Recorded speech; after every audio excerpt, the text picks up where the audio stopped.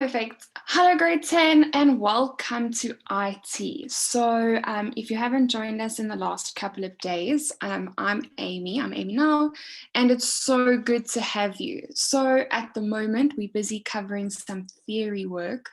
I know it's not everyone's favorite, but it's quite funny. I actually enjoy a lot of the theory. I think it's really interesting, especially in grade 10. I think we learn so many new facts that it almost irons out these misconceptions that we live with every single day. So basically, what I want to cover today is I want to finish output devices, just because yesterday at the end of the lesson, I felt like I was rushing and I don't know if we got the full impact of that. I then want to look at storage devices and what makes up this case that we call this computer. Perfect. I didn't give you homework yesterday, so you should have been able to chill. Let's see how far we get today. If we don't get far enough, I might not give you homework again. Just depends on how much we cover. So, like I said, I just want to recap some of the output devices because I really think we were becoming a bit wishy-washy towards the end. Just some things I do want to bring your attention to is I discussed some of the characteristics of monitors yesterday, but I thought maybe just to start today's lesson off, let's warm up, let's get into the swing of things. I'll speak about a few of the different characteristics that we didn't look at. So if we look at something called response time, so this is really, really, really important for people that are gamers. And the reason for that, sorry, is that it's measured in milliseconds. So this is the time it takes for it to change the color or the value of every pixel that makes up your screen. So a low response time is needed for high graphics, okay? I know that doesn't make sense or anything, but essentially what it actually means is the lower the response time is, the better the picture isn't going to blur. I know that makes no sense in your head, but I just thought that was a fun, interesting fact that we could look at. Another thing I thought we could look at is the contrast ratio. So this is the measurement of the blocks between the darkest black to the brightest white that the monitor can produce, okay? So the larger the ratio, the better. And for an example, we like to use 1000 to 1. So those are just other aspects that we didn't look at yesterday that I thought would be quite fun if we looked at today. But I did say that I wanted to look at printers more today because we were rushing through this. But let's just quickly recap the difference between the three main types of printers. So the first one that we look at is the dot matrix printers, and they're probably one of the older printers that we look at. And this uses old technology that works by striking pins onto the paper through these inked ribbons. And we mentioned this yesterday. An example of that would be the invoices that we get from companies that still use those printers. Then, if we think of an inkjet printer, this sprays dots of ink onto paper.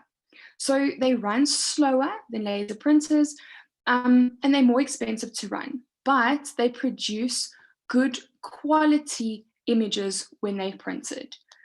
And then we looked at laser printers, and we just said that this works by melting some sort of toner onto the paper. They're also really good quality printers. Because they print faster and they're sometimes cheaper to run, most home printers would actually be a laser printer. But then let's look at something like your 3D printers. These are very new to the market, and I don't think many people have actually interacted with these 3D printers.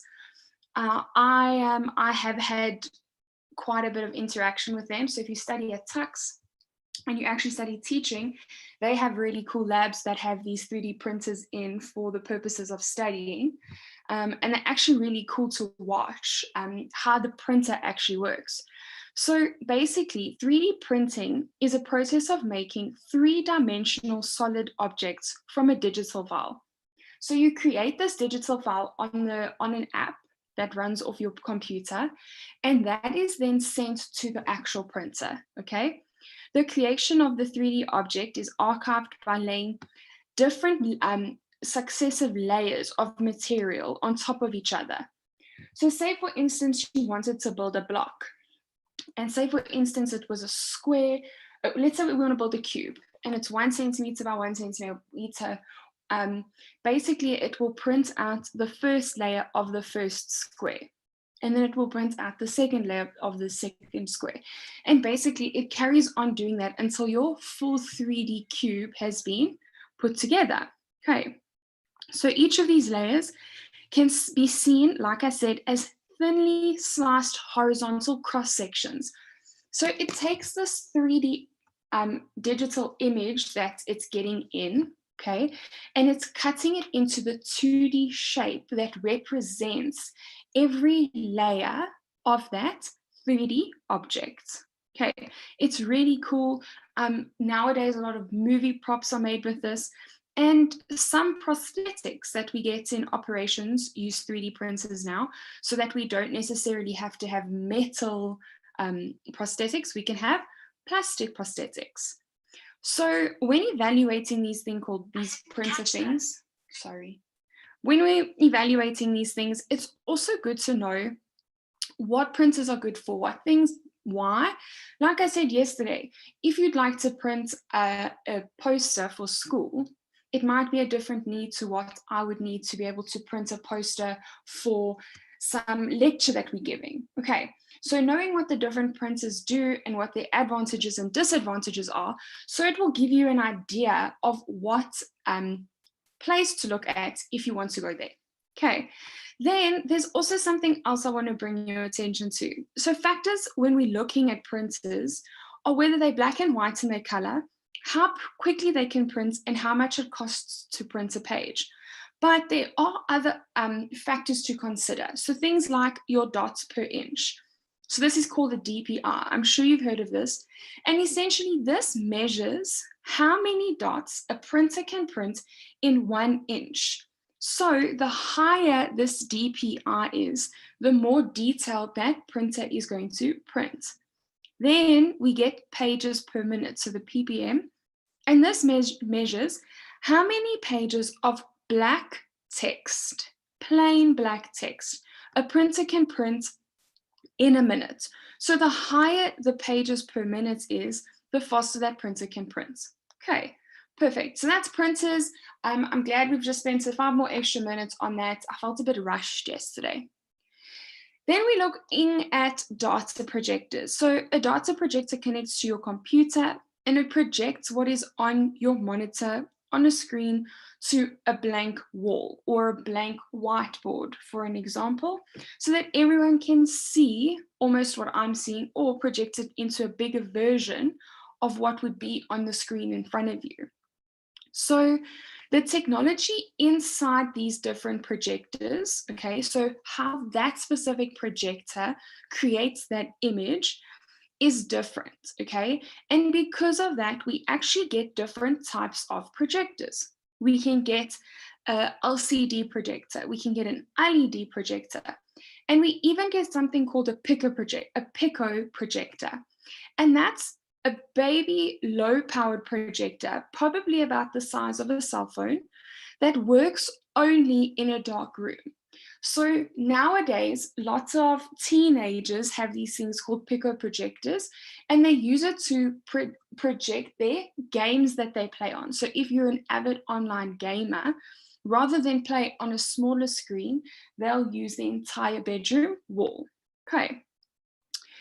Another thing is that the quality of projectors can be measured in these 3 main factors.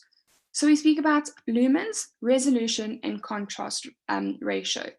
So lumens measures the brightness of the projector, okay? Resolution, this determines how many pixels can be displayed at a given point, whereas your contrast ratio measures, like we said, the difference between the darkest and the lightest parts of that image, okay? What the contrast of that is going to be. So the higher the contrast ratio, the better the quality of the picture. Cool. So let's look at speakers and headphones. And this is where I gave you a tiny bit of homework, nothing too hectic, okay? But I said to you that there are two things that is important when it comes to the quality of a sound that a computer is dependent on. Okay, and I asked you to research what those two things were. So what are they? What determines the two things that influences the quality of the sound that the computer produces? Let's see.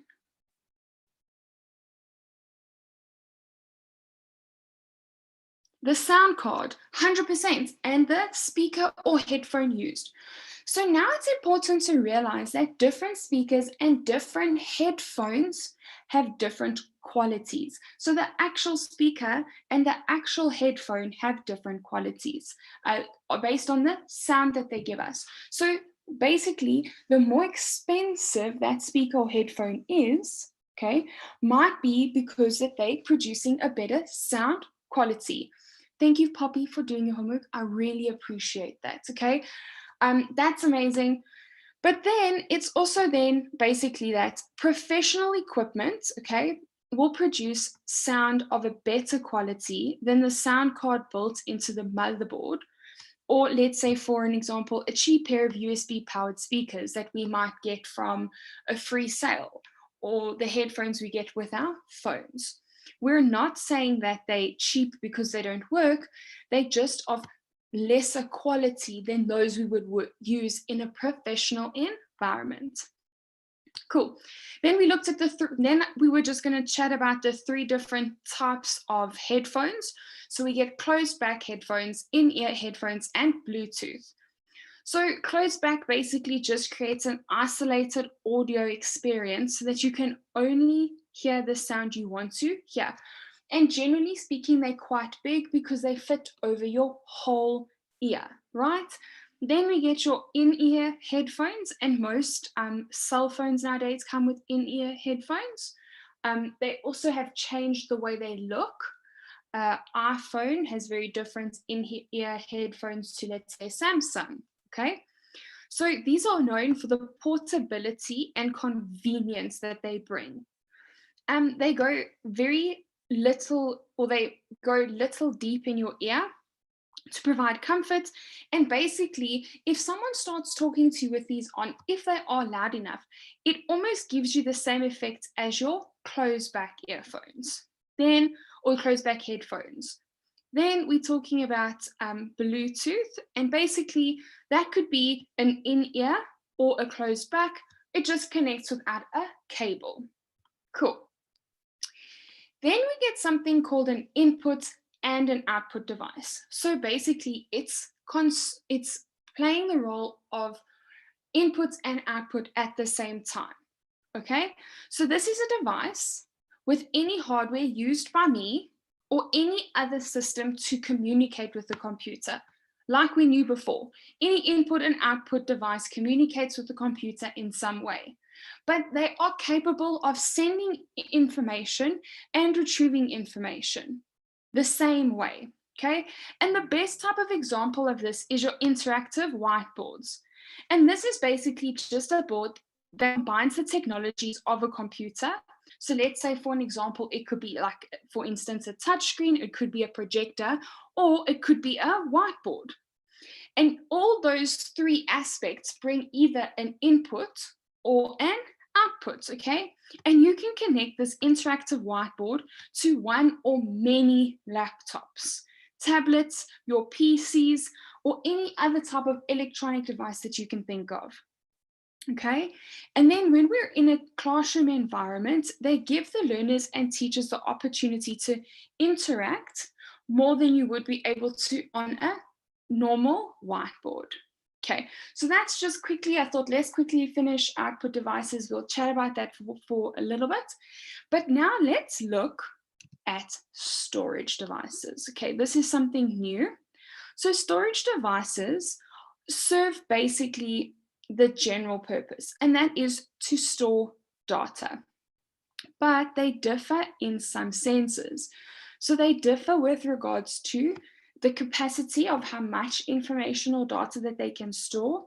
Let's say if they're portable or not, the speed at which it takes to retrieve that information or data once we want to access it, and the different ways that this storage device is built. Because we spoke about hard disk drives and SSDs, and we also realized that dependent on how they are made, so they bring different characteristics to the party. Okay.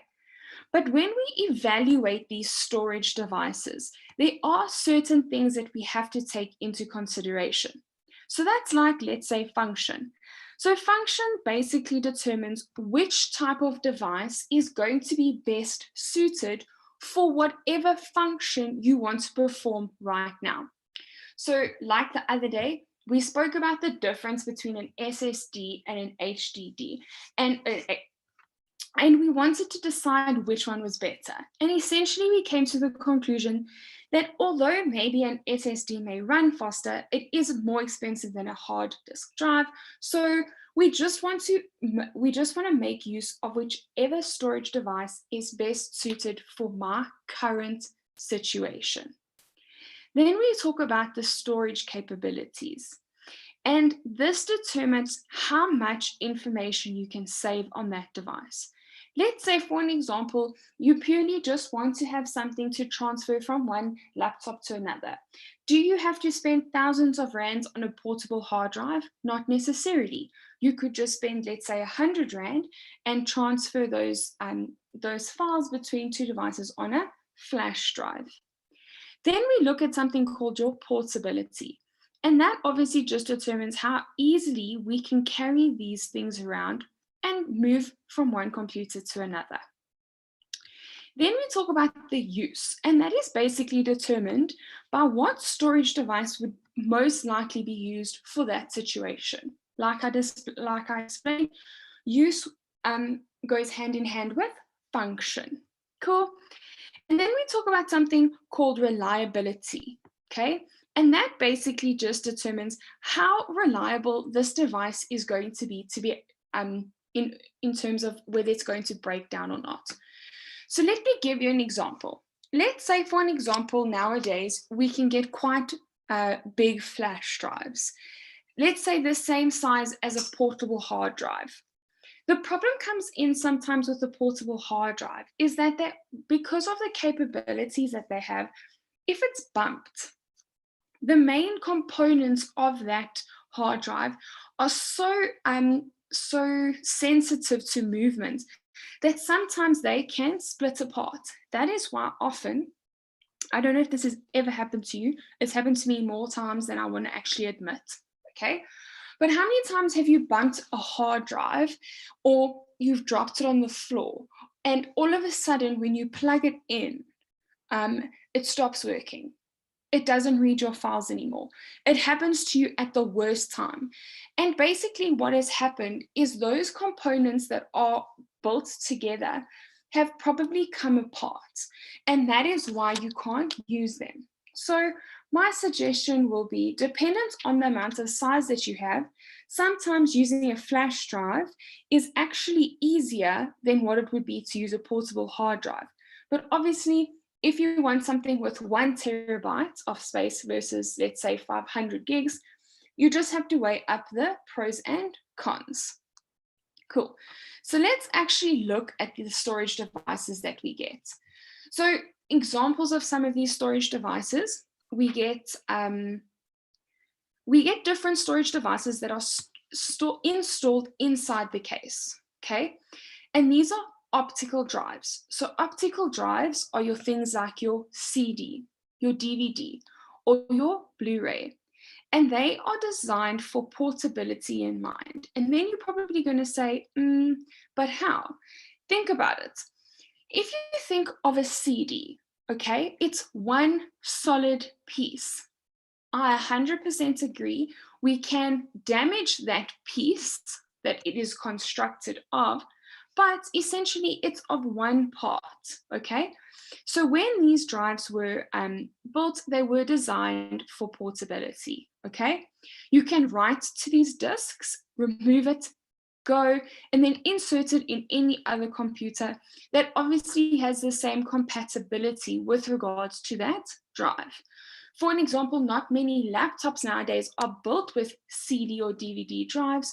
My laptop doesn't have one, which is quite annoying sometimes because lots of textbooks come with the resources on a CD.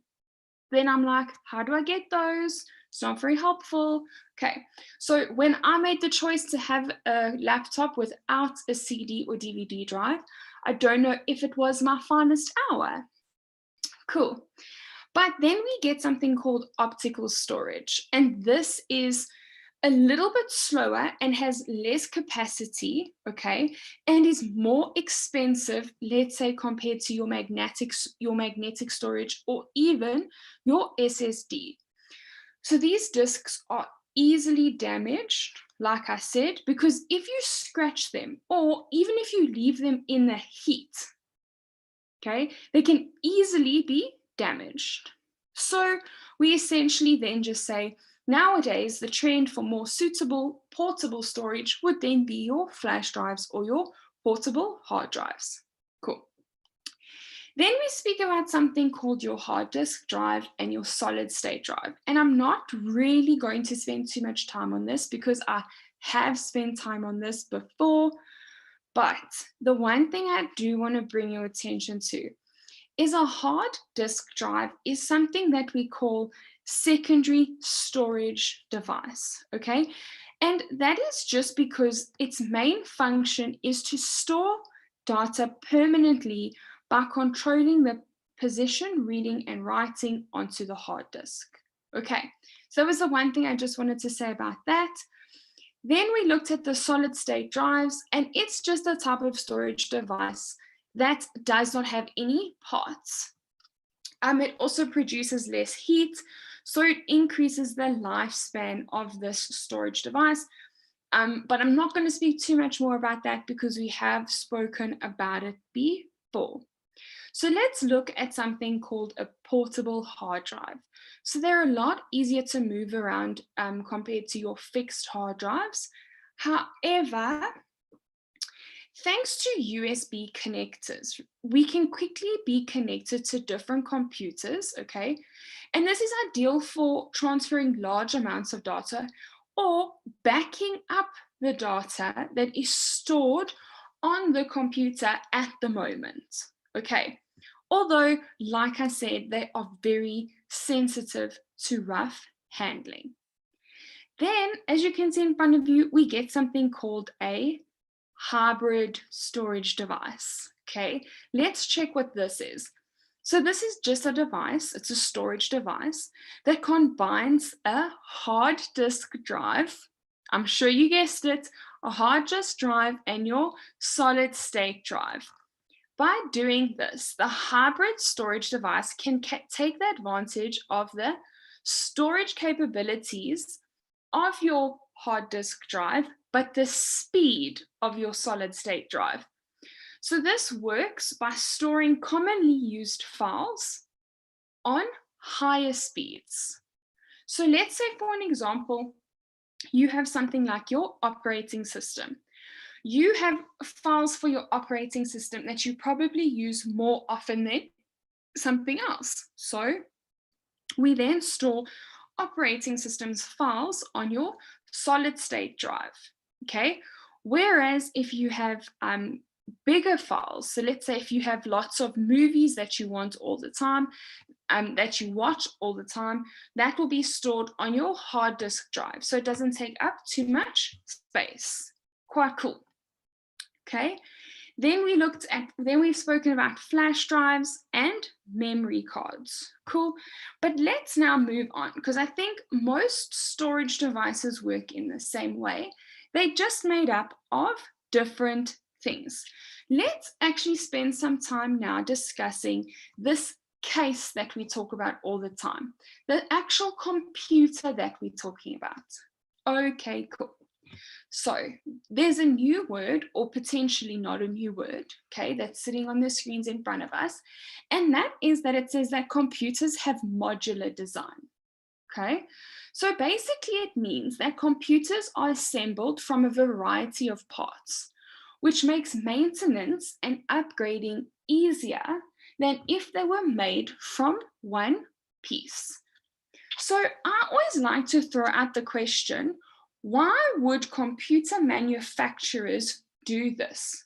Because doesn't it make more sense that you'd have to buy a new computer every single time individual parts broke? They would make more money. Like, to me, why would you want to have them made up of different parts or assembled differently? Let's see if anyone can guess.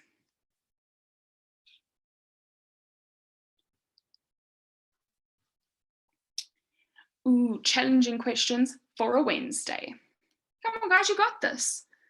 Tell me, why do you think someone would prefer, or the computer manufacturers would prefer to have individual parts rather than one piece?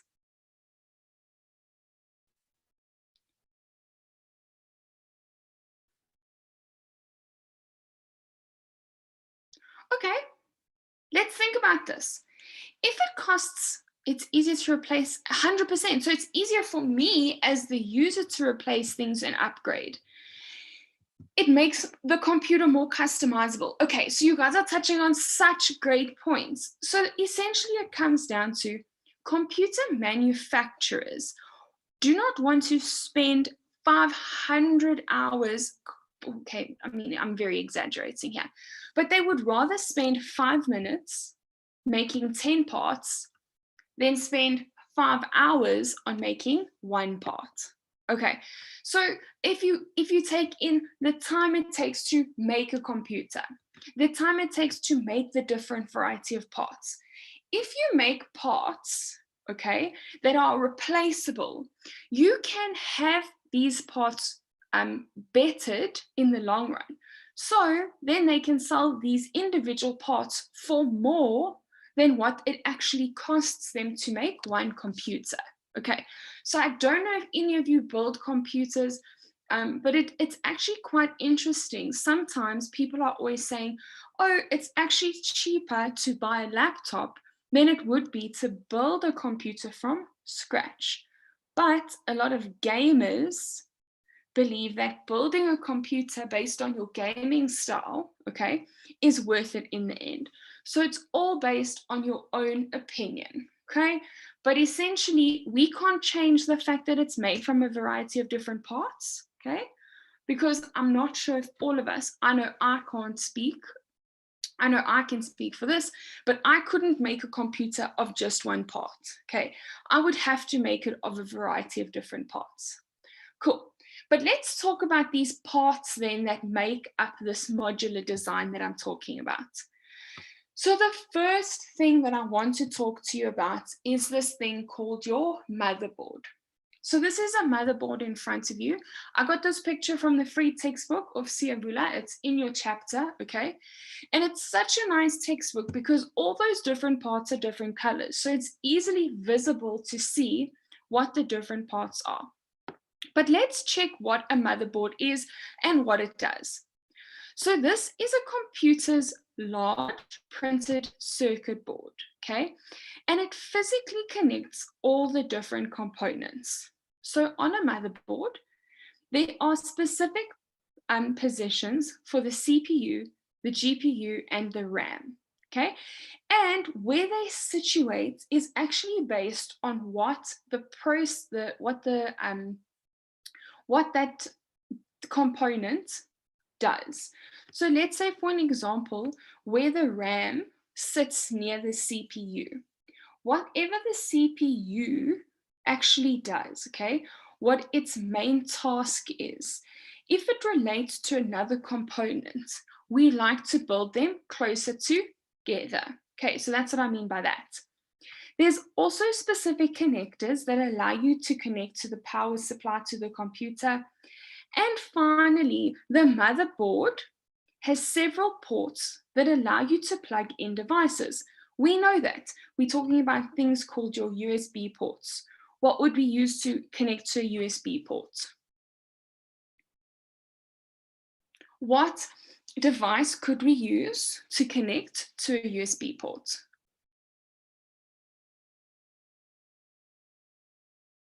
Think about an input or an output device. A flash drive, 100%. We connect a storage device, okay, a mouse. So now we've got an input device and we have a storage device. Can you see how we actually then have ports that use different types of devices, but for one port?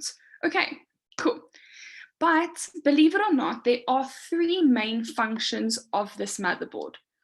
And essentially the functions are that they have to provide a place for other devices to be connected. So let's say, for instance, like your memory or your graphics card, okay? Then another function of the motherboard is that it must distribute the power evenly between the components. But if a component needs more power than another component, it splits it based on the processing capacity that it needs, okay? And it acts as a communication hub. As the components send and receive this information on the motherboard, it happens through those little circuits that we can see on the picture. So you'll learn about this next year, so don't stress too much about the capacity of the motherboard. But what I just want to explain to you is that all those little lines that connect these components, they basically like roads, and it sends information and it retrieves. But some are only one ways, so it can only send or it can only retrieve. And there are reasons for that, okay? This is so interesting, guys. It's mind-blowing stuff here. Okay, cool. Then what are we going to look at next? Next, I want to just speak about the processing devices. So we've spoken about these processing devices before. We spoke about our CPU and our GPU. But what I want to emphasize with regards to our CPU is that it's located inside the computer case. We obviously know that, and it's located on the motherboard. And this is the part of the computer that is responsible for receiving and carrying out the computer instructions. So each CPU can be made up of multiple cores. Like I said, don't stress too much if you don't understand the integral ideas of all of this. You obviously just need to know the basics for now. You look at this more detail in grade 11. So you just need to know that it's made up of multiple cores, okay? And its independent processing units can complete tasks on their own, okay? So let's say, for an example, we get something called multi-threading and multi-processing. Don't stress about that too much. These are just words that you need to start familiarizing yourselves with, okay? But essentially, by adding or multiplying these cores to the CPU, the processing power available to the computer increases dramatically, okay? And with little heat gain. So just know that there are these things, and as we increase these things, so it benefits the CPU, okay? But we also need to know that the CPU contains a control unit. Obviously, it's called the CPU, and we know that it controls something. So obviously, we knew that it was going to have some control unit, okay? But this unit then coordinates all the activities the CPU and the LAU do together, okay? So basically, the ALU is your arithmetic logical unit, and this is where the logical operators and arithmetic calculations are carried out.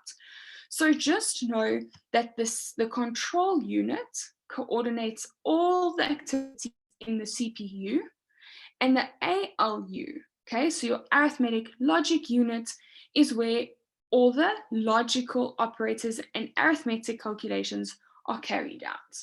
Okay, then if we look at our GPU, this is basically just used, it's responsible for creating and doing calculations needed to display the images on your screen. Okay, so that's all of that. I need to start wrapping up soon because we're presenting I have to wrap up 5 minutes earlier because we're presenting at WITS at 4. So I just want to touch on memory and storage, and then we're going to look at the homework just for 5 minutes. Okay. What are the 2 words when we talk about memory and storage? What are the 2 words that define the major difference between memory and storage? Anyone? Someone?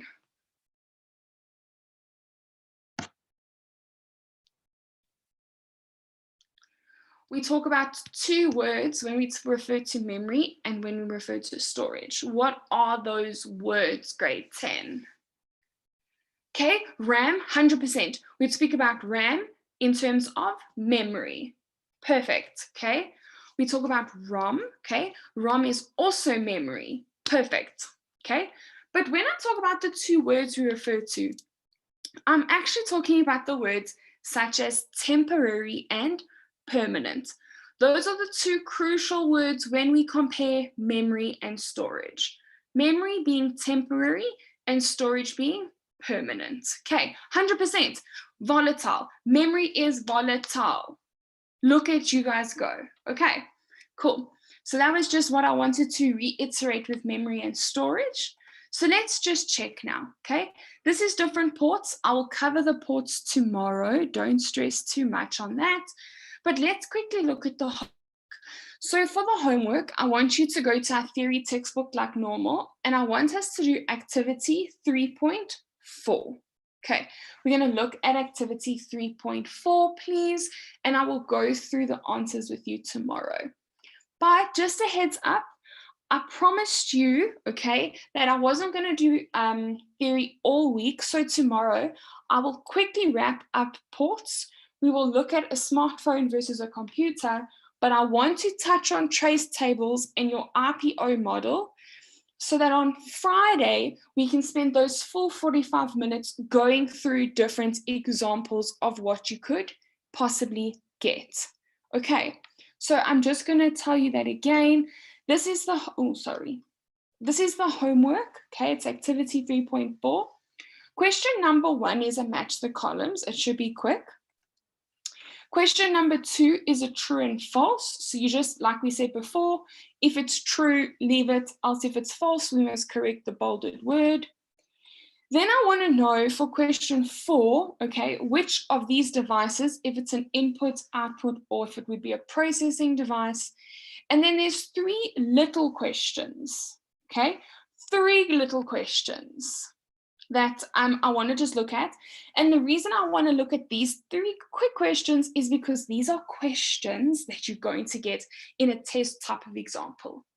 This is the type of question we look at with regards to how are they going to ask me about these inputs and output devices. Okay, thank you so much for the amazing lesson, grade 10. I know it was a lot of information today. I'm sorry. Okay, but I will see you same place, same time tomorrow. Have an amazing afternoon.